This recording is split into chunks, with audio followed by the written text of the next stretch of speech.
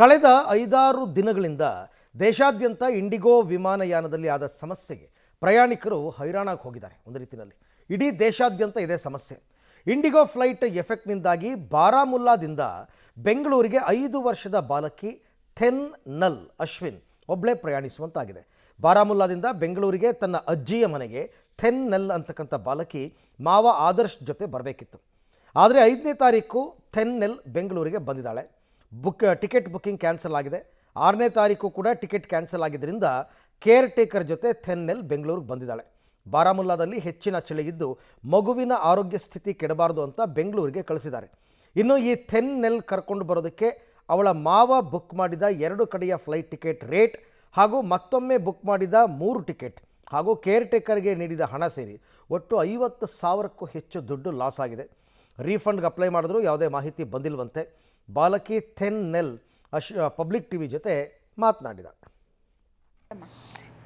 My name is Thanal Ashwin and my daddy's name is Major Ashwin and our auntie uncle take me. My mama's ticket cancel. He come to take me. Then only the ticket cancel. I came alone myself and I came in India flat. No, I didn't scared to come. I always come to my my grandma and father.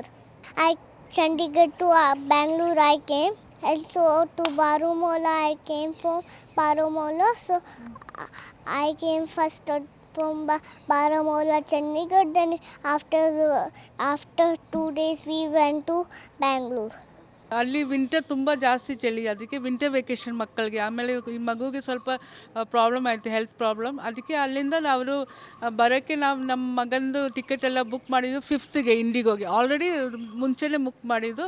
ಸಡನ್ನಾಗಿ 5th ಅವನ್ನೆಲ್ಲ ready ಮಾಡಿ ಎಲ್ಲ ನಾವು items ಎಲ್ಲ ತಗೊಂಡು ಮಗಳಿಗೆ ಕೊಡೋಕ್ಕೆ ಎಲ್ಲ ರೆಡಿ ಮಾಡಿ ಇಟ್ಟು ನೋಡಿದರೆ ಟಿಕೆಟ್ ಕ್ಯಾನ್ಸಲ್ ಆಯಿತು. ಸರಿ, ಆಮೇಲೆ ಅವ್ರ ವಾಪಸ್ ಬರೋದು ನಾವು ನೆನ್ನೆ 6th ಮಾಡಿದ್ದೀವಿ. ನೆನ್ನೆ ಆಮೇಲೆ ಅವ್ರ ಅಪ್ಪಗೆ ಹೇಳಿದ್ದಕ್ಕೆ ತಿರ್ಗಾ ನೆನ್ನೆ ಬೆಳಗ್ಗೆದು ಬೇರೆ ಟಿಕೆಟ್ ಮಾಡಿದ್ದು ವಯಾ ಗೋವಾ. ಇಲ್ಲಿಂದ ಗೋವಾ ಟು ಚಂಡೀಗಢ. ಸಡನ್ನಾಗಿ ನಾವು ಹೋಗಿ ಬೆಳಗ್ಗೆ ನಮ್ಮ ಮಗನ್ನ ಬಿಟ್ಟೆ. ಅಲ್ಲಿ ಬಿಟ್ಬಿಟ್ಟು ನೋಡಿದರೆ ಅದು ಕ್ಯಾನ್ಸಲ್ ಆಯಿತು. ಆಮೇಲೆ ಬರೋದಕ್ಕೆ